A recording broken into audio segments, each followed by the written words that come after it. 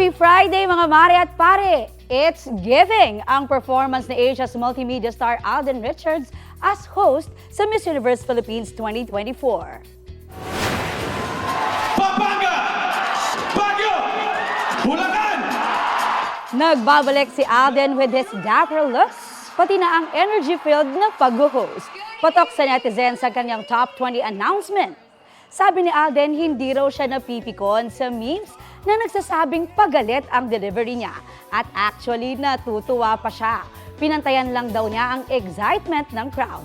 Aliw na aliw nga ang marami, pati si It's Showtime host Vice Ganda.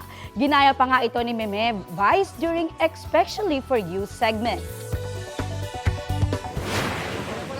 Para si Alden sa MUPH kahapon. Bulacan! North America! Cebu! Quezon Province! Okay, hi Alden. Eto naman.